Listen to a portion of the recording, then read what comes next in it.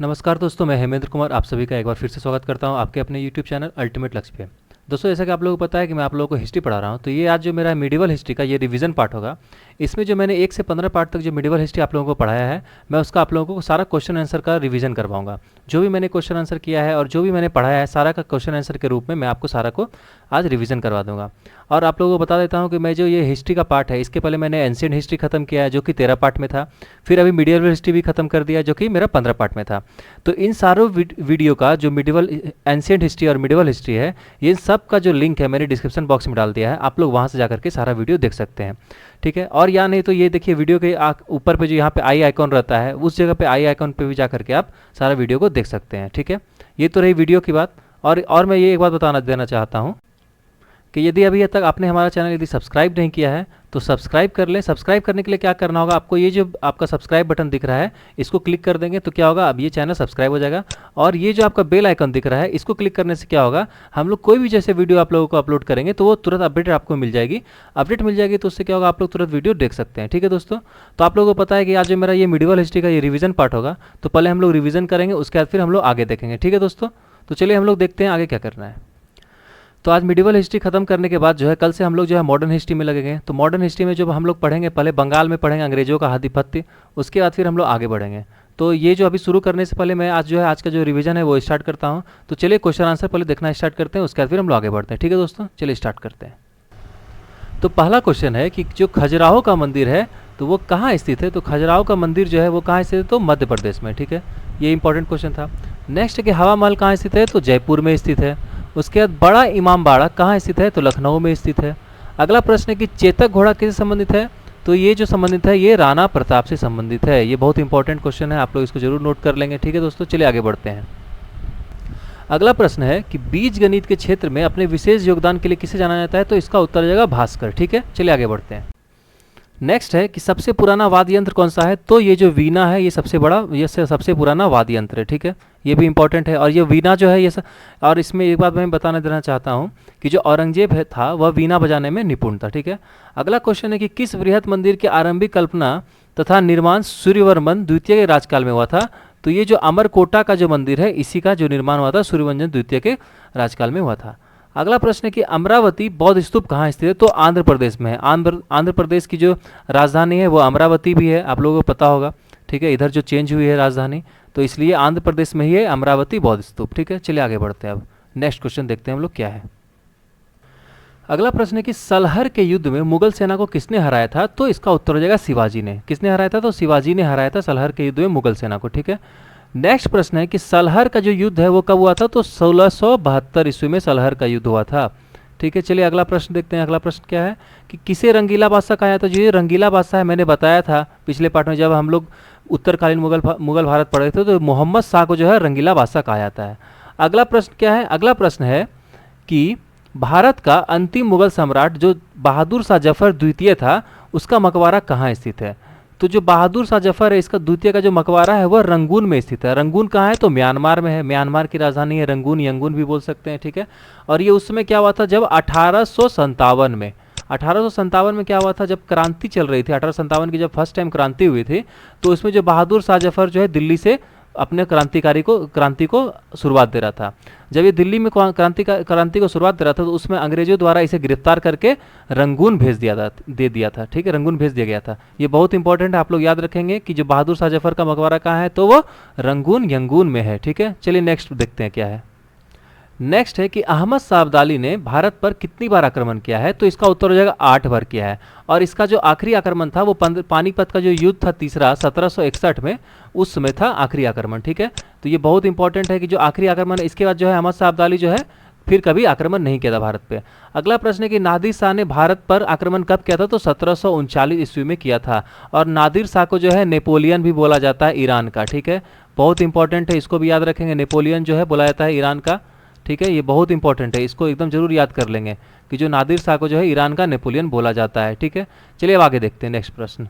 Next प्रश्न क्या है, नेक्स्ट प्रश्न है कि शिवाजी के समय कितना राजस्व वसूला जाता था, तो भू राजस्व का 33% शिवाजी के समय में राजस्व वसूला जाता था। अगला प्रश्न है कि आगरा की मस्जिद का जो निर्माण है किसने कराया था, तो जहां आरा ने कराया था। और ये कौन थी, तो ये शाहजहां की पुत्री थी। बहुत इंपॉर्टेंट है, ये याद करेंगे, शाहजहां की ये क्या थी, पुत्री थी, जहांआरा। नेक्स्ट है कि किस सिख गुरु ने फारसी भाषा में जाफरनामा लिखा था, तो गुरु गोविंद सिंह ने लिखा था। और गुरु गोविंद जो है कितने नंबर के गुरु थे, तो 13वें नंबर के गुरु थे सिखों के। ठीक है, बहुत इंपॉर्टेंट है, इसको भी आप लोग नोट कर लेंगे। ठीक है, चलिए आगे बढ़ते हैं। नेक्स्ट क्वेश्चन, अगला प्रश्न है कि गुरु नानक का जो जीवन परिचय है किस सिख गुरु ने लिखा है, तो गुरु अर्जुन देव ने लिखा है। और ये कितने नंबर के गुरु हैं, तो ये 5वें नंबर के गुरु थे। ठीक है, बहुत इंपॉर्टेंट है, ये भी आप लोग याद रखेंगे। नेक्स्ट है कि औरंगजेब के शासन काल में बंगाल का नवाब जो है कौन सा, तो मुर्शीद कुली खां था। ये जब हम लोग आगे भी पढ़ेंगे तो उसके बारे में, इसके बारे में डिटेल में बताऊंगा। आप लोग सिर्फ अभी क्वेश्चन देख लें कि औरंगजेब के शासनकाल में जो बंगाल का नवाब था वो कौन था, मुर्शीद कुली खां था। नेक्स्ट है कि शिवाजी की मृत्यु कब हुई थी, तो 12 अप्रैल 1680 ईस्वी में शिवाजी की मृत्यु हो गई थी। अगला प्रश्न है कि बीबी का जो मकबरा है उसका निर्माण कब हुआ था, तो 1679 ईस्वी में हुआ था। ये किसने करवाया था, तो औरंगजेब ने करवाया था। कहाँ करवाया था, तो औरंगाबाद में करवाया था। ठीक है, औरंगाबाद में, इंपॉर्टेंट है, याद रखेंगे। ठीक है, औरंगाबाद में करवाया था। ठीक है, अगला प्रश्न है कि सामूगढ़ का युद्ध कब हुआ था, तो 1658 ईस्वी में हुआ था सामूगढ़ का युद्ध। ठीक है, चलिए आगे देखते हैं नेक्स्ट प्रश्न क्या है। नेक्स्ट प्रश्न है, चलिए अगला प्रश्न ये है कि जहांगीर की पत्नी का वास्तविक नाम क्या था, तो मेहरुनिसा जो था वो जहांगीर की पत्नी का वास्तविक नाम था। जो मेहरुनिसा कौन थी, ये जहांगीर की पत्नी थी। ठीक है, और इसी का जो है बाद में जहांगीर ने क्या किया था, नूरजहां से इसको सम्मानित किया था नाम से। ठीक है, अगला प्रश्न है कि हैदर अली मैसूर के शासक कब बने थे, तो 1761 ईस्वी में। नादिर शाह का कहाँ का शासक था, नादिर शाह का तो ईरान का था, और इसे ईरान का नेपोलियन भी कहा जाता है, मैंने भी जस्ट बताया। अगला प्रश्न है कि माधव राव नारायण पेशवा कब बने, तो 1761 ईस्वी में बने। ये जब हम लोग पेशवा साम्राज्य पढ़ रहे थे, मराठा साम्राज्य पढ़ रहे थे, उसी समय ये क्वेश्चन आया था कि जो माधव राव नारायण पेशवा कब बने थे, तो 1761 ईस्वी में। अगला प्रश्न है कि गुरु गोविंद सिंह ने खालसा पंथ की नींव कब रखी थी, तो 1699 ईस्वी में गुरु गोविंद ने खालसा पंथ इसकी नींव रखी थी। ठीक है, चलिए नेक्स्ट प्रश्न देखते हैं कि किस गुरु ने विद्रोही मुगल राजकुमार की सहायता धन व मन से की थी, तो गुरु अर्जुन देव ने की थी। और मैंने अभी बताया था कि गुरु अर्जुन देव जो है ये कितने, तो 5वें नंबर के गुरु थे। ठीक है, सिखों के। अगला प्रश्न है कि सैयद बंधुओं का पतन किसके समय में हुआ था, तो मोहम्मद शाह के संबंध में हुआ था। नेक्स्ट है कि फारूक सियर जो है किसके सहयोग से मुगल बादशाह बना था, तो यही जो सैयद बंधु थे इनके ही इससे बना था मुगल बादशाह। और ये फारूक जो सियर है, जो इसको क्या बोला जाता है, तो घृणित कायर बोला जाता है। बहुत इंपॉर्टेंट है कि क्वेश्चन जब पूछा जाता है कि घृणित कायर किसे बोला जाता है, तो फारूक सियर को बोला जाता है। ठीक है, चलिए अगला प्रश्न देखते हैं क्या है। अगला प्रश्न है कि भारत पर आक्रमण करने वाले किस ईरानी शासक को ईरान का नेपोलियन कहा जाता है। अभी मैंने जस्ट बताया था, तो नादिर शाह को ही ईरान का नेपोलियन कहा जाता है। इसने 1739 ईस्वी में भारत पर आक्रमण किया था। ठीक है, अभी जस्ट हम लोगों ने बताया था 1739 ईस्वी में। नेक्स्ट है कि किस राज्य के शासक नवाब वजीर कहलाते थे, तो अवध के शासक जो है नवाब वजीर कहलाते थे। इंपॉर्टेंट क्वेश्चन है। नेक्स्ट है कि आदि ग्रंथ का समायोजन किसने किया है, तो गुरु अर्जुन देव ने किया है। और मैंने बताया था जो गुरु अर्जुन देव है ये 5वें नंबर के गुरु हैं सिखों के। ठीक है, चलिए अगला प्रश्न देखते हैं। अगला प्रश्न है कि तराइन का युद्ध जो है कब हुआ था, तो 1191 ईस्वी में तराइन का प्रथम युद्ध हुआ था। ठीक है, प्रथम युद्ध, ये याद रखेंगे, तराइन का प्रथम युद्ध हुआ था। किसके किसके बीच में हुआ था, तो पृथ्वीराज चौहान और मोहम्मद गौरी के बीच में हुआ था तराइन का प्रथम युद्ध। फिर तराइन का जो दूसरा युद्ध है वो जस्ट 1 साल के बाद हुआ, कब, 1192 ईस्वी में। ये भी जो है पृथ्वीराज चौहान और मोहम्मद गौरी के बीच में हुआ था। और इसमें जो है विजय हुआ था कौन, तो पृथ्वीराज चौहान जो है उसमें उनकी पराजय हो गई थी। और जो विजय हुई थी ये मोहम्मद गौरी की विजय हो गई थी, किसमें, तो तराइन के युद्ध में। बहुत इंपॉर्टेंट क्वेश्चन बनता है, आप लोग जरूर नोट कर लेंगे। अगला प्रश्न है कि भारत पर प्रथम तुर्क आक्रमण किसने किया था। प्रथम तुर्क आक्रमण तो क्या हो जाएगा, मोहम्मद गजनवी का पिता जो था सुबुक्तगिन ने, इसी ने किया था। इसी के बाद जो है इसने गजनी वंश की स्थापना की थी। ठीक है, नेक्स्ट है कि महमूद गजनवी ने प्रथम आक्रमण किस राज्य के विरुद्ध किया था, तो हिंदू शाही राज्य के विरुद्ध किया था। ठीक है, अगला है कि हिंदू शाही राज्य की राजधानी कहाँ थी, तो उद्भांडपुर थी, जो कि ओहिंद के नाम से भी जाना जाता है। ठीक है, नेक्स्ट प्रश्न क्या है, जो नेक्स्ट प्रश्न है वो है कि महमूद गजनवी का जो राज दरबारी कवि था वो कौन था, तो वह था आपका फिरदौसी। ये फिरदौसी जो है इसकी एक बहुत ही इंपॉर्टेंट पुस्तक है जिसका नाम है शहनामा। ठीक है, तो नेक्स्ट क्वेश्चन हम लोग देख लेते हैं। नेक्स्ट क्वेश्चन देखिए यही है कि जो शहनामा की रचयिता कौन है, तो ये हो जाएंगे फिरदौसी। ठीक है, चलिए अब अगला प्रश्न हम लोग देखते हैं। अगला प्रश्न क्या है, अगला प्रश्न है कि महमूद गजनवी के आक्रमण के फलस्वरूप कौन सा शहर फ्रांसीसी संस्कृति का केंद्र था, तो लाहौर। और लाहौर कहाँ है अभी, तो पाकिस्तान में है। ठीक है, नेक्स्ट है कि वाहिंद का युद्ध जो है वो किसके किसके बीच लड़ा गया था, तो महमूद गजनवी और जो यहाँ के राजा थे आनंद पाल, उसके बीच लड़ा गया था। ठीक है, बहुत इंपॉर्टेंट क्वेश्चन है, इसको भी आप लोग नोट कर लेंगे। चलिए आगे बढ़ते हैं हम लोग, नेक्स्ट क्वेश्चन क्या है वो देखते हैं। नेक्स्ट प्रश्न है कि मोहम्मद गौरी जो है किस वंश का शासक है? तो संसवनी वंश का शासक था मोहम्मद गौरी। ठीक है, मोहम्मद गौरी किस वंश का शासक था? तो संसवनी वंश का। अगला प्रश्न है कि मोहम्मद गौरी ने 1175 ईस्वी में भारत पर पहला आक्रमण किस राज्य के विरुद्ध किया था? तो मुल्तान के विरुद्ध किया था। और मुल्तान भी जो कहा है ये भी पाकिस्तान में है। ठीक है, ये भी इंपॉर्टेंट क्वेश्चन है। चलिए अब हम लोग आगे देखते हैं नेक्स्ट प्रश्न क्या है। जो नेक्स्ट प्रश्न होगा वो ये कि मुगल वंश का संस्थापक कौन था? जो मुगल वंश का संस्थापक है वो बाबर को माना जाता है। इसी ने जो है 1526 ईस्वी में पानीपत की प्रथम लड़ाई लड़ी किससे से? तो इब्राहिम लोदी से, जो कि लोदी वंश का शासक था। तो इब्राहिम लोदी जो है वो आखिरी शासक था, कहाँ का? तो लोदी वंश का।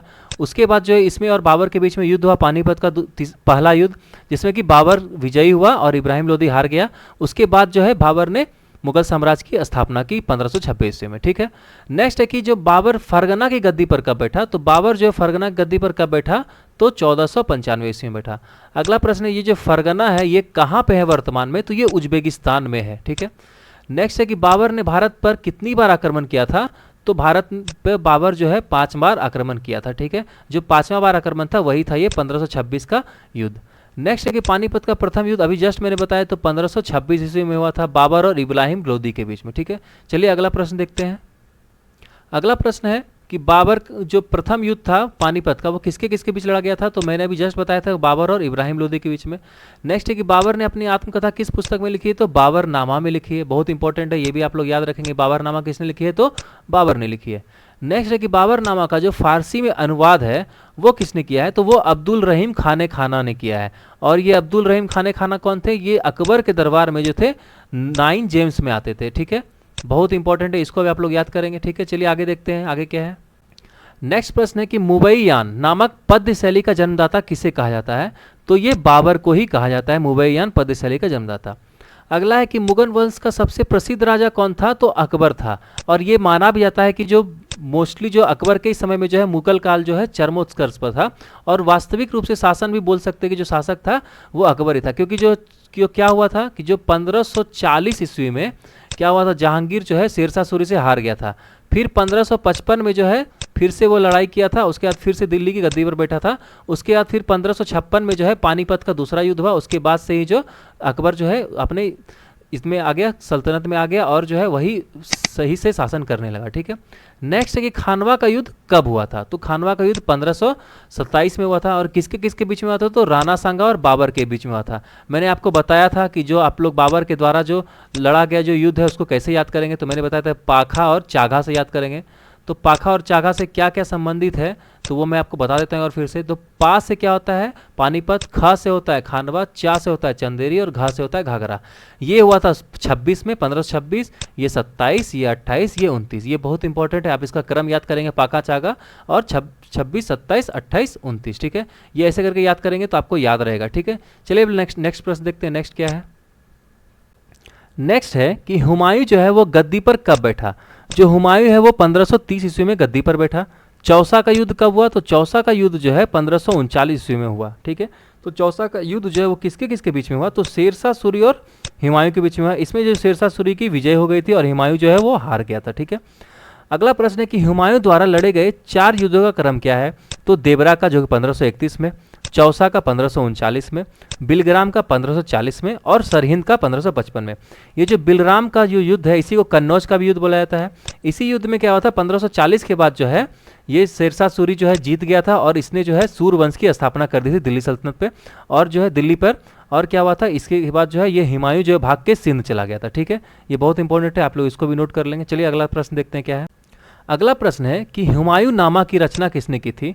तो आप लोग कंफ्यूज ना हो कि बाबर नामा की रचना बाबर ने की है तो हुमायूं नामा की रचना जो हुमायूं ने की है, जबकि हुमायूं नामा की जो रचना की है वो गुलबदन बेगम ने की थी। ठीक है, और ये कौन थी? तो ये हुमायूं की बहन थी। ठीक है, बहुत इंपॉर्टेंट है कि ये कौन थी? हुमायूं की बहन थी। ठीक है, मतलब बाबर की पुत्री थी गुलबदन बेगम, जिसने कि हुमायूं नामा की रचना की थी। अगला है कि सूर साम्राज्य का संस्थापक कौन था? तो शेरशाह सूरी था, मैंने अभी जस्ट बताया था। नेक्स्ट है कि बिलग्राम युद्ध के समय जो कलिंजर का जो शासक था वह कौन था? तो बिलग्राम युद्ध के समय जो कलिंजर का शासक था वह था कीरत सिंह। ठीक है, चलिए अगला प्रश्न देखते हैं। नेक्स्ट प्रश्न है कि शेरशाह सूरी के समय में जो भू राजस्व दर थी वो क्या थी? तो उपज का 1/3 भाग जो था भू राजस्व दर थी। अगला प्रश्न है कि मलिक मोहम्मद जायसी जो है वो किसके समकालीन थे, तो शेरशाह सूरी के समकालीन थे। अगला है कि भारत में डाक प्रथा का प्रचलन, ये मैंने बताया था जब हम लोग सूर्यवंश पढ़ा रहे थे, तो शेरशाह सूरी ने स्टार्ट कराया था भारत में डाक प्रथा का प्रचलन। ठीक है, चलिए अगला प्रश्न देखते हैं। अगला प्रश्न है कि पानीपत का जो दूसरा युद्ध है, पानीपत का दूसरा युद्ध याद रखेंगे किस कब हुआ था, तो 1556 ईस्वी में हुआ था। किसके किसके बीच में हुआ था, तो यहाँ देखिए क्वेश्चन है नेक्स्ट वाला कि पानीपत का दूसरा युद्ध किसके बीच में हुआ था, तो अकबर व हेमू के बीच में हुआ था। और हेमू जो कौन थे, ये थे राजा हेमचंद्र विक्रमादित्य, इनका पूरा नाम था। और ये दिल्ली पर शासन करने वाले आखिरी हिंदू शासक भी इनको बोला जाता है। ठीक है, ये याद रखेंगे। तो जो हिंदू शासक आखिरी थे वो कौन थे, हेमू थे। ठीक है, राजा हेमचंद्र विक्रमादित्य। नेक्स्ट है कि दीन ए इलाही धर्म की शुरुआत किसने की थी, तो अकबर ने की थी। नेक्स्ट है कि दीन ए इलाही धर्म का जो स्वीकार करने वाला प्रथम व अंतिम हिंदू कौन था, तो बीरबल था। और जो बीरबल का नाम क्या था, तो बीरबल का नाम था महेश दास। बहुत इंपॉर्टेंट है, पूछा जाता है कि जो बीरबल का नाम क्या था, तो महेश दास था। बहुत इंपॉर्टेंट है, आप इसको भी याद रख लेंगे। ठीक है, चलिए नेक्स्ट प्रश्न देखते हैं। नेक्स्ट क्या है, अगला प्रश्न है कि अकबर के शासन की प्रमुख विशेषता क्या थी, तो मनसबदारी प्रथा थी। मनसबदारी प्रथा मैंने बताया था जब अकबर का मैंने पाठ पढ़ा रहा था कि जो मनसबदारी प्रथा होती थी वो मनसब से रिलेटेड होती थी। मतलब कि जो आदमी जैसा काम करेगा, जिस पोस्ट पे रहेगा, उसको उस हिसाब से मनसब मिलेगा। और ये 2,200 रुपये से 5,000 मनसब तक स्टार्ट रहता था कि मतलब, और जो 5,000 मनसब मिलता था वो मतलब सबसे उच्च अधिकारी होता था। नेक्स्ट है कि कौन से सूफी संत जो है अकबर के दरबार के थे, तो शेख सलीम चिश्ती। ठीक है, और ये सलीम के ही नाम पे जो है इसने अपने पुत्र का नाम रखा था सलीम, जो कि बाद में जहांगीर के नाम से आगे बढ़ा। ठीक है, अगला प्रश्न है कि आगरा में लाल किला, लाई दरवाजा, बुलंद दरवाजा किसके काल के प्रमुख बिंदु हैं, तो वो अकबर के काल के हैं। ये मैंने बताया था, एक पिक्चर के हिसाब से भी मैंने बताया है, आप लोग जाके एक बार जरूर नोट कर लेंगे तो बढ़िया रहेगा। ठीक है, चलिए नेक्स्ट प्रश्न देखते हैं क्या है। नेक्स्ट है कि अनुवाद विभाग जो है ये किसने स्थापना की थी इसकी, तो अकबर ने की थी। अगला प्रश्न है कि जो पंचतंत्र का जो फारसी में अनुवाद है वो किसने किया था, अबुल फजल ने किया था। और अबुल फजल भी जो है ये 9 जेम्स में आते थे। ठीक है, किसके, तो अकबर के दरबार में। ये बहुत इंपॉर्टेंट है, आप लोग इसको जरूर याद रखेंगे। और पंचतंत्र का जो वास्तविक लेखक है ये मैंने बताया था अभी, आप लोग फिर से देख ले कि ये विष्णु शर्मा थे। कौन थे, पंचतंत्र के वास्तविक लेखक थे वह विष्णु शर्मा थे। ठीक है, बहुत इंपॉर्टेंट है, आप लोग इसको भी याद कर लेंगे। अगला प्रश्न क्या है कि किस मुगल सम्राट के काल को हिंदी साहित्य का स्वर्ण काल कहा जाता है, तो उसका उत्तर हो जाएगा अकबर। ठीक है, बहुत इंपॉर्टेंट है। नेक्स्ट है कि मुगलों की राजकीय भाषा क्या थी, तो फारसी थी। ठीक है, चलिए अब अगला प्रश्न देखते हैं। अगला प्रश्न क्या है, अगला प्रश्न है कि बुलंद दरवाजा जो है वो किस उपलक्ष्य में बनाया गया था, तो अकबर ने जो बुलंद दरवाजा बनाया था वो गुजरात विजय के उपलक्ष्य में बनाया था। कहाँ बनाया था, तो फतेहपुर सिकरी में बनाया था। नेक्स्ट है कि जहांगीर जिसका बचपन का नाम सलीम था, और सलीम किसके नाम पे था, तो शेख सलीम चिश्ती के नाम पे था, अकबर ने रखा था। क्यों, किसके लिए याद किया है, तो न्याय के लिए याद किया जाता है। और इसी के दरबार में कहा जाता है कि जो न्याय की सोने की जंजीर भी लगी हुई थी। ठीक है, अगला प्रश्न है कि जहांगीर के शासनकाल की मुख्य विशेषता क्या थी, तो रानी नूरजहां का जो उसका शासन करना था, शासन पर नियंत्रण था, वो इसके मुख्य विशेषता ठीक थी। ठीक है, अगला प्रश्न देखिए। अगला प्रश्न क्या है कि जो चित्रकला का जो स्वर्ण काल है वह किसे कहा जाता है, जो चित्रकला का जो स्वर्ण काल है वह कहा जाता है जहांगीर के काल को। ठीक है, बहुत इंपॉर्टेंट है, इसको भी आप लोग नोट कर लेंगे। जो चित्रकला का स्वर्ण काल है वो जहांगीर को कहा जाता है, जहांगीर के काल को। चलिए अगला प्रश्न देखते हैं। अगला प्रश्न क्या है, नेक्स्ट प्रश्न है कि श्रीनगर में स्थित शालीमार बाग और निशांत बाग ये किसके द्वारा निर्मित है, तो जहांगीर के द्वारा ही निर्मित है। बहुत इंपॉर्टेंट है, क्वेश्चन भी बहुत बार पूछा गया है और ये तो बहुत इजी क्वेश्चन होगा आप लोग के लिए। सब जानते हैं कि ताजमहल का निर्माण किसने कराया था, तो शाहजहां ने करवाया था। और किसके याद में कराया था, तो अपनी जो बेगम थी मुमताज महल, उनके नाम पे करवाया था। ठीक है, बहुत इंपॉर्टेंट क्वेश्चन था ये मुमताज महल के बारे में। ठीक है, मुमताज महल के बारे में। नेक्स्ट है कि ताजमहल का जो निर्माण करने वाला वास्तुकार कौन था, तो उस्ताद ईसा खां। ये भी इंपॉर्टेंट क्वेश्चन, आप लोग इसको भी याद कर लेंगे। ठीक है, चलिए अगला प्रश्न देखते हैं क्या है। अगला प्रश्न है कि जो भागवत गीता व रामायण का फारसी भाषा में अनुवाद किसने किया था, तो दारा शिकोह ने किया था। और ये जो दारा शिकोह ये कौन था, ये शाहजहां का पुत्र था। ठीक है, शाहजहां का पुत्र था। और क्या था ये जो है आपका औरंगजेब का बड़ा भाई था। और कहा भी जाता है कि उत्तराधिकारी जो है शाहजहां ने इसे चुना था, लेकिन औरंगजेब ने क्या किया, उत्तराधिकारी के युद्ध में दारा शिकोह को हरा के उसकी हत्या कर दी और उसके बाद जो है वो मुगल पर शासन करने लगा। जिंदा पीर किसे कहा जाता है, तो औरंगजेब को जिंदा पीर कहा जाता है। नेक्स्ट है कि किस शासक ने इस्लाम को ना अपनाने के कारण गुरु तेग बहादुर की हत्या कर दी थी, तो औरंगजेब ने गुरु तेग बहादुर की हत्या कर दी थी। अगला प्रश्न है कि जजिया कर को किस शासक ने हटाया, तो जजिया को जो है किसने हटाया था, तो वो अकबर ने हटाया था। बहुत इंपॉर्टेंट क्वेश्चन है। और ये जजिया कर क्या होता है, इसका क्वेश्चन हम लोग आगे देख लेते हैं नेक्स्ट पार्ट में क्या है, ठीक है। तो देखिए क्वेश्चन है कि जजिया कर जो है किस धर्म के लोगों से लिया जाता था, तो हिंदू धर्म के लोगों से जजिया कर लिया जाता था। अगला प्रश्न है कि जजिया कर को 1679 ईस्वी में पुनः किस मुगल सम्राट ने लागू कर दिया था, तो औरंगजेब ने ही जजिया कर को फिर से लागू कर दिया था। नेक्स्ट है कि बाबर की प्रसिद्ध युद्ध नीति क्या है, तुगलुमा नीति जो है वह किसके प्रयोग के में सर्वप्रथम किया गया था, तो पानीपत के युद्ध में किया गया था, ठीक है। चलिए अगला प्रश्न देखते हैं क्या है। अगला प्रश्न है कि भारत में ग्रैंड ट्रंक रोड किसने बनाई थी, तो शेरशाह सूरी ने जो है भारत में ग्रैंड ट्रंक रोड बनाई थी, ठीक है। नेक्स्ट प्रश्न क्या है, नेक्स्ट प्रश्न है कि आईने अकबरी किसके द्वारा लिखी गई है, तो अबुल फजल के द्वारा आईने अकबरी लिखी गई है।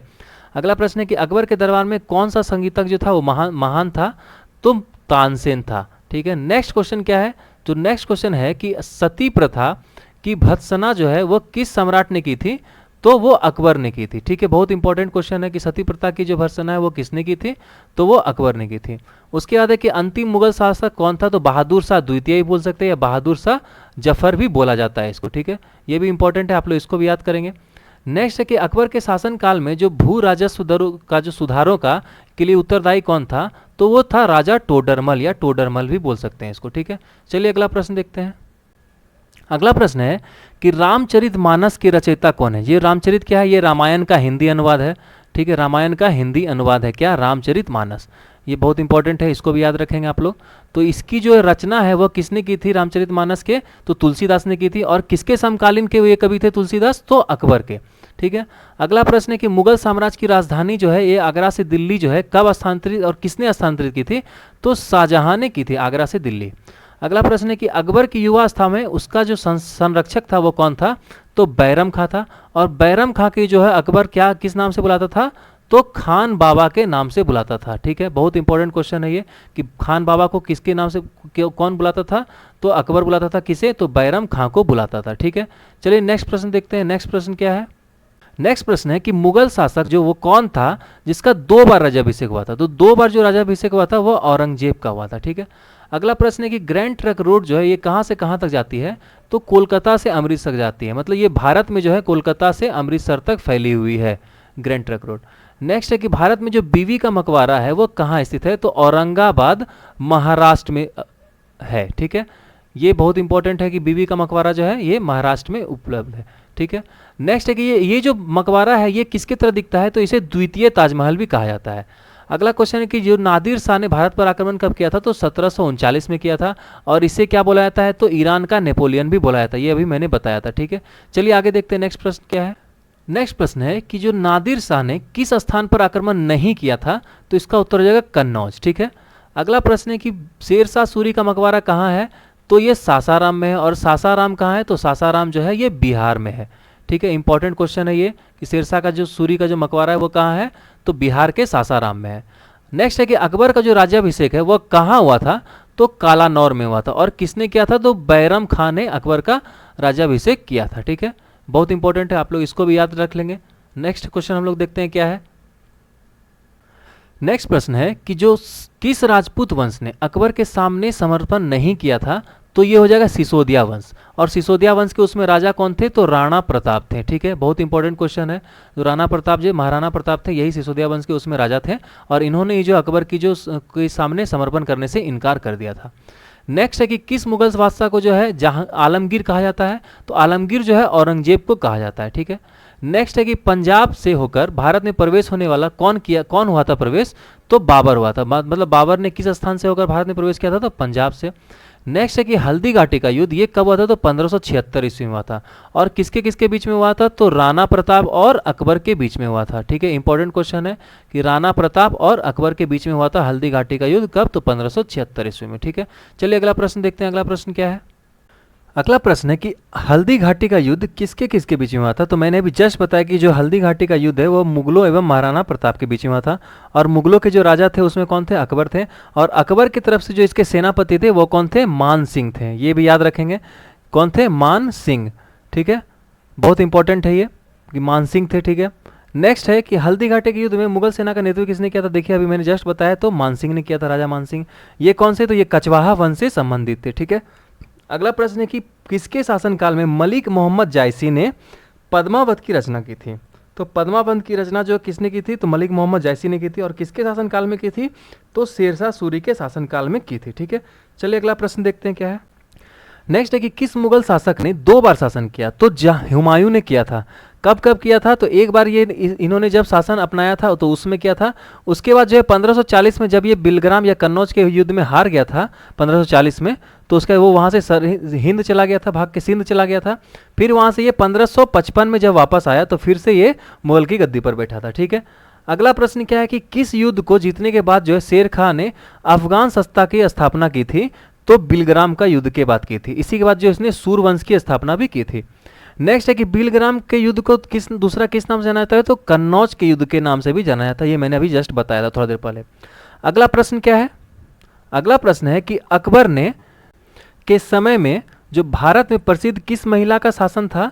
तो रानी दुर्गावती का शासन था। ठीक है, और ये रानी दुर्गावती से अकबर का जब युद्ध हुआ था तो उसमें इनकी हार हो गई थी और अकबर की विजय हुई थी। ठीक है, चलिए अगला प्रश्न देखते हैं। अगला प्रश्न क्या है कि अगला प्रश्न है कि जो बाबर के मुस्लिम कानून नियमों का जो ये था कि संग्रह जो है किस में मिलता है, तो वो मुबायिन में मिलता है। तो बाबर के जो मुस्लिम कानूनों का जो संग्रह था वो कहाँ मिलता है, तो मुबायिन में मिलता है। अगला प्रश्न है कि किस इतिहासकार ने शाहजहां के काल को मुगल का स्वर्ण काल कहा गया है। तो एएल श्रीवास्तव ने कहा था। ठीक है, नेक्स्ट है कि जब्ती प्रणाली का जन्मदाता कौन है, तो शेरशाह सूरी है। और शेरशाह सूरी कौन था, तो ये सूरवंश का संस्थापक था। ठीक है, चलिए अगला प्रश्न देखते हैं। अगला प्रश्न है कि पानीपत का जो प्रथम युद्ध हुआ था इसमें बाबर की जीत का क्या श्रेय था, मतलब क्या कारण था, तो सैन्य कुशलता था।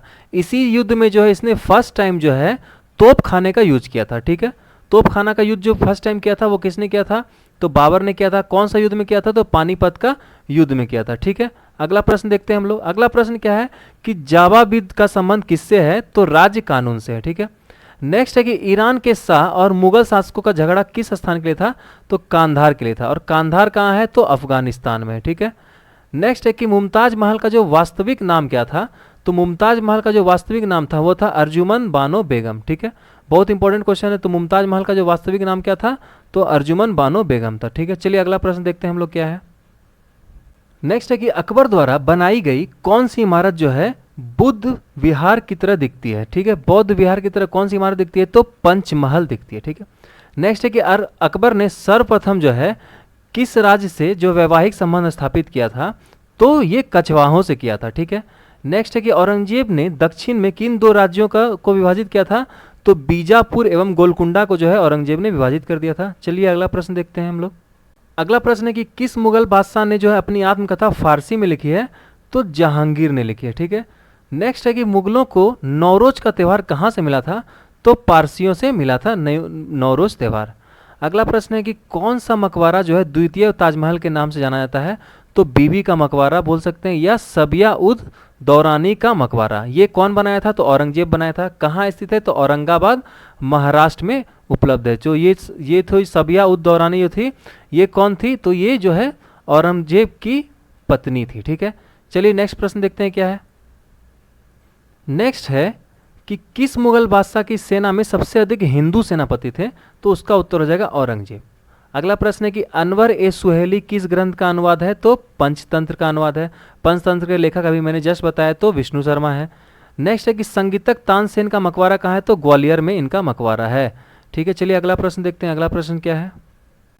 नेक्स्ट है कि जो गुलबदन बेगम है वह किसकी पुत्री थी, तो मैंने जस्ट बताया था थोड़ा देर पहले, तो वो बाबर की पुत्री थी और हुमायूं की बहन थी। इसी ने जो हुमायूंनामा की रचना भी की थी। महाभारत का फारसी अनुवाद किसके काल में हुआ था, तो अकबर के काल में हुआ था। और महाभारत का जो फारसी अनुवाद है वो किस नाम से था, तो रज्मनामा के नाम से था। ठीक है, बहुत इंपॉर्टेंट है, आप लोग याद कर लेंगे क्या नाम था, रज्मनामा। ठीक है, अगला प्रश्न क्या है कि किसके निर्देशन में महाभारत का फारसी अनुवाद हुआ था, तो ये जो फैजी थे अकबर के दरबार के 9 जेम्स में आते थे, नवरत्न में आते थे, इन्हीं के निर्देशन में जो है महाभारत का फारसी अनुवाद हुआ था। ठीक है, अगला प्रश्न है कि किस विद्वान मुसलमान का हिंदी साहित्य में महत्वपूर्ण योगदान रहा है, तो अब्दुल रहीम खाने खाना। ये भी जो है अकबर के दरबार के 9 जेम्स में आते थे। ठीक है, चलिए अगला प्रश्न देखते हैं क्या है। अगला प्रश्न है कि हल्दी घाटी के युद्ध में अकबर का जो उद्देश्य क्या था, हल्दी घाटी का युद्ध का, तो राणा प्रताप जो थे उनको अधीन करना था, लेकिन ये वो कर नहीं पाया था। अगला प्रश्न है कि मुगल सम्राट जो अकबर के समय का प्रसिद्ध चित्रकार कौन था, तो दसवंत था। ठीक है, नेक्स्ट प्रश्न है कि धर्मट का युद्ध कब हुआ था, तो 1628 ईस्वी में हुआ था। किसके किसके बीच में हुआ था, तो औरंगजेब एवं दारा सिखों के बीच में हुआ था धर्मट का युद्ध, ठीक है। और ये इसको क्या बोलते हैं, तो ये उत्तराधिकार का युद्ध था, उत्तराधिकारी का युद्ध था, ठीक है। बहुत इंपॉर्टेंट क्वेश्चन, आप लोग इसको जरूर नोट कर लेंगे। चलिए आगे बढ़ते हैं, नेक्स्ट क्वेश्चन में क्या है। अगला प्रश्न है कि मुगल साम्राज्य में जो किस बंदरगाह को बाबुल मक्का कहा जाता है, जो बाबुल मक्का कहा जाता है वह किसको कहा जाता है, सूरत के बंदरगाह को कहा जाता है। अगला प्रश्न है कि एतमादुल्ला का जो मकबरा है वह कहाँ है, तो आगरा में स्थित है एतमादुल्ला का मकबरा। जो एतमादुल्ला का मकबरा है वो किसने बनवाया था, तो नूरजहां ने बनवाया था। और ये जो है एतमादुल्ला कौन था, तो ये जो एतमादुल्ला है ये कौन था, तो ये नूरजहां के फादर थे, कौन थे, पिताजी थे नूरजहां के। और जो एतमादुल्ला को, जो एतमादुल्ला की जो उपाधि थी वो किसने दी थी, तो जहांगीर ने दी थी, ठीक है। बहुत इंपॉर्टेंट है, आप लोग जरूर याद कर लेंगे। जो एतमादुल्ला का जो उपाधि है, एतमादुल्ला के मतलब को किसने दी थी, तो जहांगीर ने दी थी। नेक्स्ट है कि किस राजपूताना राज्य ने अकबर की संप्रभुता को स्वीकार नहीं किया था, तो मेवाड़। और मेवाड़ के ही राजा कौन थे उस समय, तो राणा प्रताप थे, ठीक है। बहुत इंपॉर्टेंट क्वेश्चन, आप लोग इसको एकदम याद करके रख लेंगे। अगला प्रश्न क्या है, अगला प्रश्न है कि किस मध्यकालीन शासक ने पट्टा एवं काबुलियत की प्रथा आरंभ की थी, तो शेरशाह सूरी हो जाएगा इसका आंसर। अगला है कि अकबर ने जो है कंठाभरण वाणी, बहुत इंपॉर्टेंट है, इसको आप लोग याद कर लेंगे, नोट भी कर लें कि कंठाभरण वाणी की उपाधि किसे दी थी, तो तानसेन को दी थी। नेक्स्ट है कि अंतिम रूप से किस मुगल बादशाह ने जजिया कर को समाप्त कर दिया, तो मोहम्मद शाह रंगीला। और रंगीला क्यों इसको रंगीला शासक बोला जाता है, क्योंकि ये जो था कि स्त्रियों के प्रति जो इसका बहुत ज़्यादा आकर्षण था, इसलिए इसे रंगीला शासक भी कहा जाता था, ठीक है। चलिए अगला प्रश्न देख। नेक्स्ट है कि जो चित्रकला का शत्रु है वह मेरा शत्रु है, यह किसने बोला था, कौन से मुगल शासक ने, तो जहांगीर ने बोला था। और जहांगीर के ही शासनकाल को क्या बोला जाता है, तो चित्रकला का जो है स्वर्णकाल बोला जाता है। नेक्स्ट है कि बाबर के वंशजों की जो राजधानी कहाँ थी, तो वो समरकंद में थी। नेक्स्ट है कि जहीरुद्दीन बाबर का जन्म कब और कहाँ हुआ था, तो कब हुआ था, तो 1483 ईस्वी में। कहाँ हुआ, तो फरगना में हुआ था, ठीक है। और फरगना अभी कहाँ है, तो उज्बेकिस्तान में, मैंने बताया था। नेक्स्ट है कि चंदेरी का युद्ध किसके किसके मध्य हुआ था, तो बाबर और मेदिनी राय के मध्य हुआ था चंदेरी का युद्ध, ठीक है। बहुत इंपॉर्टेंट है, मैंने बताया था पाखा चागा, तो उसी में च जो है ये चंदेरी का युद्ध है, ठीक है। चलिए अगला प्रश्न देखते हैं क्या है। अगला प्रश्न है कि बाबर ने अपनी आत्मकथा किस भाषा में लिखी है, तो तुर्की भाषा में लिखी है, ठीक है। इंपॉर्टेंट है कि बाबर ने जो अपनी आत्मकथा है बाबरनामा, वो किस भाषा में लिखी है, तो तुर्की भाषा में लिखी है। नेक्स्ट है कि कौन सा बादशाह जो है अपनी उदारता के कारण जो है कलंदर की उपाधि, इंपॉर्टेंट है, इसको नोट कर लेंगे। जो कलंदर की उपाधि है वो किसने ली थी, तो बाबर को मिली थी, ठीक है। अगला है कि दीन पनाह नगर की स्थापना किसने की थी, तो हुमायूं ने की थी। और इसी दीन पनाह नगर के पुस्तकालय के सीढ़ियों से गिरने से हुमायूं की मृत्यु हो गई थी। जब मैंने हुमायूं का पाठ जब पढ़ाया था तो उसमें मैंने इसको मेंशन किया था, ठीक है। चलिए अगला प्रश्न देखते हैं। अगला प्रश्न क्या है, अगला प्रश्न है कि पानीपत के द्वितीय युद्ध में किसकी पराजय हुई थी, तो पानीपत के दूसरी युद्ध में जो है वो विक्रमादित्य की पराजय हुई थी, जिसे हेमू के नाम से जाना जाता है, या राजा हेमचंद्र विक्रमादित्य इनका नाम था। नेक्स्ट है कि फतेहपुर सीकरी में बुलंद दरवाजे का निर्माण किसने कराया था, तो अकबर ने करवाया था। क्यों करवाया था, तो गुजरात विजय के उपलक्ष्य में करवाया था, ठीक है। अगला प्रश्न है कि बुलंद दरवाजे का निर्माण कब पूरा हुआ था, तो 1575 ईस्वी में बुलंद दरवाजे का निर्माण पूरा हुआ था, ठीक है। चलिए नेक्स्ट प्रश्न देखते हैं हम लोग। नेक्स्ट है कि भानुचंद्र चरित्र की रचना किसने की थी, तो शिवचंद्र ने की थी, ठीक है। ये इंपॉर्टेंट क्वेश्चन है, इसको भी याद करेंगे। भानुचरित्र चंद्र चरित्र क्या है, ये एक पुस्तक थी। नेक्स्ट है कि इलाही संवत की स्थापना किसने की थी, इंपॉर्टेंट क्वेश्चन, अकबर ने की थी। दास प्रथा का अंत कब और किसने किया था, तो 1562 में, किसने, तो अकबर ने किया था। नेक्स्ट है कि किस शासक ने नूरुद्दीन की उपाधि धारण की थी, तो जहांगीर ने की थी नूरुद्दीन की उपाधि धारण, ठीक है। चलिए अगला प्रश्न देखते हैं क्या है। नेक्स्ट है कि किसने जो है निसार नामक सिक्के चलवाए थे, तो जहांगीर ने ही निसार नामक सिक्के चलवाए थे। अगला प्रश्न है कि किस शासक ने न्याय के लिए अपने महल में सोने की जंजीर लगवाई थी, तो जहांगीर ने लगवाई थी। नेक्स्ट है कि मयूर सिंहासन का निर्माण किसने कराया था, तो शाहजहां ने कराया था, जिसे हम लोग पीकॉक थ्रोन के नाम से जाना जाते हैं। और जो कोहिनूर हीरा है ये इसी में लगा हुआ था, ठीक है। और इसके बाद जो है इसको क्या किया था, नादिर शाह ने लूट के लेके चला गया था, ठीक है। नेक्स्ट प्रश्न देखते हैं हम लोग क्या है। नेक्स्ट प्रश्न जो है वह है कि ताजमहल के निर्माण में कितना समय लगा था, तो टोटल 22 वर्ष लग गया था ताजमहल के निर्माण में। नेक्स्ट है कि गंगा लहरी नामक रचना किसके शासन में काल में की गई थी, तो शाहजहां के शासनकाल में गंगा लहरी नामक पुस्तक की रचना की गई थी। अगला प्रश्न है कि किस शासक ने अपने पिता को कैद में डाल दिया था? तो औरंगजेब ने अपने पिता शाहजहां को कैद में डाल दिया था, जहां पे 8 वर्ष की मृत्यु के बाद जो है शाहजहां की मृत्यु हो गई थी। और 8 वर्ष तक जो है इनकी सेवा किसने की थी? तो जहां आरा ने की थी। ठीक है, और जहां आरा कौन थी? तो औरंगजेब की बहन थी और शाहजहां की पुत्री थी। अगला प्रश्न हम लोग देखते हैं क्या है। नेक्स्ट है कि औरंगजेब गद्दी पर बैठने से पहले किस स्थान का गवर्नर था? तो इसका उत्तर हो जाएगा दक्कन का। ठीक है, नेक्स्ट है कि गुण समंदर की उपाधि किस शासक ने धारण की थी? तो शाहजहां ने की थी। शेरशाह का मकबरा कहाँ है? मैंने थोड़ा देर पहले ही बताया था कि सासाराम मतलब बिहार में है। नेक्स्ट है कि नगीना मस्जिद जो है ये कहाँ स्थित है? तो आगरा में स्थित है नगीना मस्जिद। ठीक है, चलिए नेक्स्ट प्रश्न देखते हैं हम लोग क्या है। नेक्स्ट प्रश्न है कि किस शासक के शासन काल के दौरान मुगल साम्राज्य की सीमाएं सबसे ज़्यादा विस्तृत हुई थी? तो औरंगजेब के। औरंगजेब ने बहुत सारे युद्ध किए थे और बहुत सारा सीमा को जीता था, इसलिए जो इसकी सीमाएं बहुत ज़्यादा विस्तृत हो गई थी। ठीक है, अगला प्रश्न है कि किस शासक ने मुगल राजधानी को आगरा से दिल्ली स्थानांतरित करने के लिए शाहजहानाबाद की स्थापना की थी? तो शाहजहां ने की थी। शाहजहां से याद आ जाएगा आप लोगों को शाहजहानाबाद की। ठीक है, तो इसकी स्थापना किसने की थी? शाहजहां ने की थी। और इसी यही जो है दिल्ली जो अपनी राजधानी आगरा से हटा करके कहाँ दिल्ली स्थानांतरित किया था। और शाहजहानाबाद जो है ये पुरानी दिल्ली के नाम से फेमस है। ठीक है, चलिए अभी हम लोग आगे देखते हैं नेक्स्ट क्वेश्चन क्या है। नेक्स्ट क्वेश्चन है मराठा संघ की स्थापना किस पेशवा के समय में की गई थी? तो मराठा संघ की जो स्थापना है वो बालाजी विश्वनाथ जो पेशवा थे उनके समय में की गई थी। नेक्स्ट है कि मराठाओं ने सर्वप्रथम किसके अधीन कार्य के अनुभव प्राप्त किया था? तो देवगिरी के यादवों के अंदर जो है अधीन काम करके इन्होंने कार्य अनुभव प्राप्त किया था। नेक्स्ट है कि गोरिल्ला युद्ध का प्रथम प्रदर्शक कौन था? तो छत्रपति शिवाजी थे गोरिल्ला युद्ध का, जो गोरिल्ला वार के भी नाम से जाना जाता है। अगला प्रश्न है कि शिवाजी के शासन में पेशवा किसको कहा जाता था? तो प्रधानमंत्री को जो है पेशवा कहा जाता था।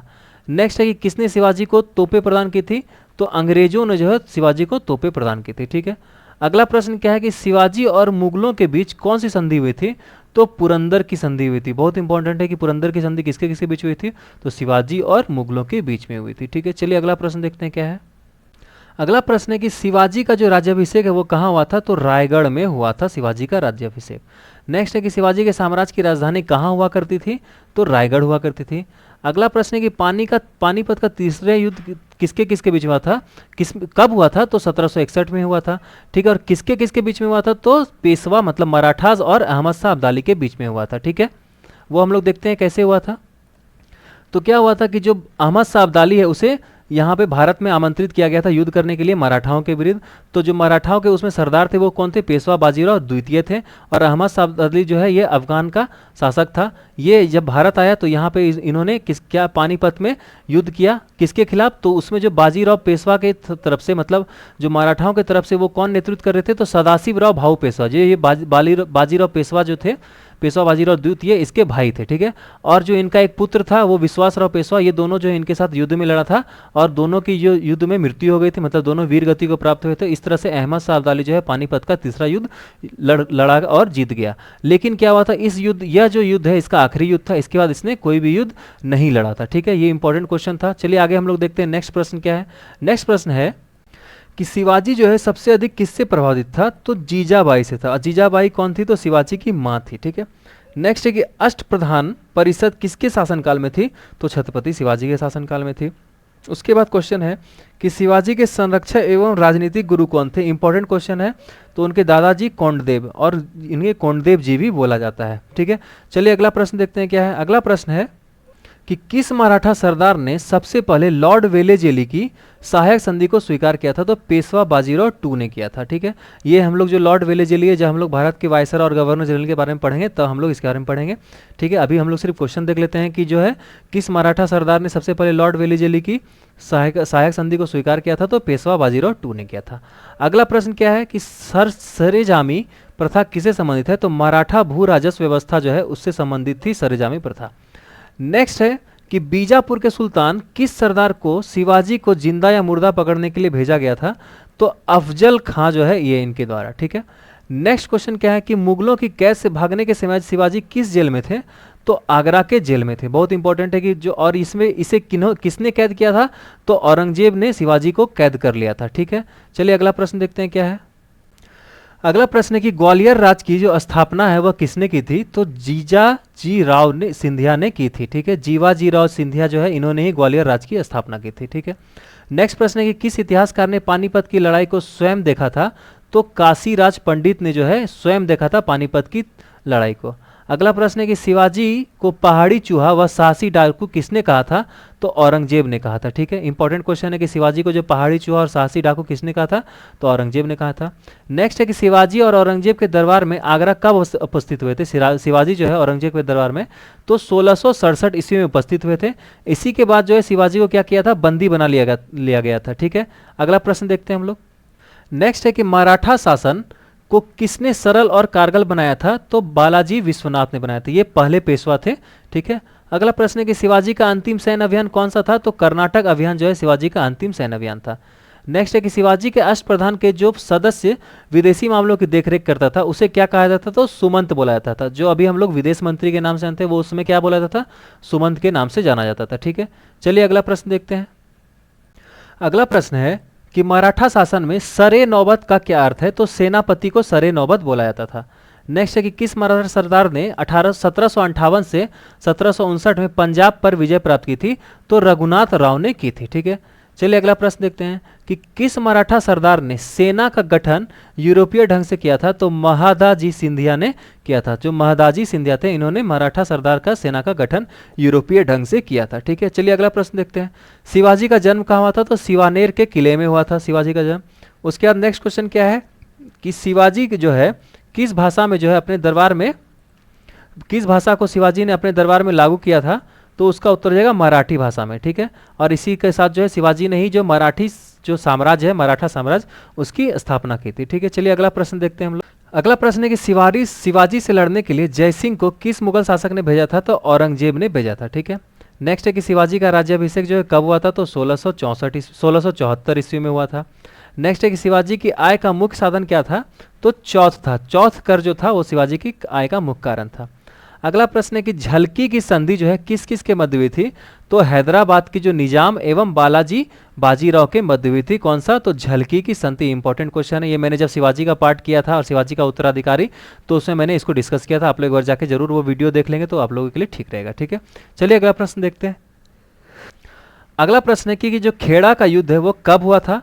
तो 1707 ईस्वी में खेड़ा का युद्ध हुआ था। नेक्स्ट है कि पालखेड़ा का युद्ध कब हुआ था? तो ये आखिरी क्वेश्चन है हमारा। जो पालखेड़ा का युद्ध है ये 1728 ईस्वी में हुआ था। तो दोस्तों ये था हमारा जो पूरा मध्यकालीन भारत है उसका हम लोग ने सारा क्वेश्चन आंसर देख लिया है। ठीक है, मध्यकालीन भारत का। अब जो हम लोग आगे पढ़ेंगे, अब से हम लोग जो है आधुनिक भारत पढ़ेंगे। ठीक है दोस्तों, तो हम लोग देखते हैं कि आगे हम लोग क्या क्या और पढ़ना है। तो हम लोग जो मॉडर्न हिस्ट्री में पढ़ेंगे अब से, तो वो हम लोग पढ़ेंगे सबसे पहले जो एंट्री ऑफ यूरोपियन पढ़ेंगे, फिर ब्रिटिश एक्सपेंशन पढ़ेंगे, जो बंगाल में कैसे ब्रिटिश लोग आए थे, और जो उसके बाद फिर ब्रिटिश को कैसे हम लोग को स्वतंत्रता मिली थी ब्रिटिश से, वो सब हम लोग पढ़ेंगे मॉडर्न हिस्ट्री में। ठीक है दोस्तों, तो ये था हमारा आज का पार्ट। कैसा लगा आपको आज का पार्ट हमारा? जरूर हम लोग हमें कमेंट करके बताएं। तो आशा करता हूँ कि जो आज का पार्ट है आप लोगों को अच्छा लगा होगा, क्योंकि आज जो है मैंने सारा जो मिडिवल हिस्ट्री का जो मध्यकालीन भाग का सारा क्वेश्चन आंसर कर दिया है। ठीक है, और क्या है कि ये जो देखिए टेलीग्राम हमारा ग्रुप है, आप लोग इसको जल्दी से जल्दी ज्वाइन कर लें, क्योंकि जितना भी मैं वीडियो बना रहा हूँ सारा मैंने इस टेलीग्राम ग्रुप में डाल दिया है। और उसके साथ साथ जो है जितना भी वीडियो है सारा का लिंक जो है मैंने डिस्क्रिप्शन बॉक्स में भी डाल दिया है। आप लोग वहाँ पे जा करके सारा वीडियो देख सकते हैं, पुराना वीडियो।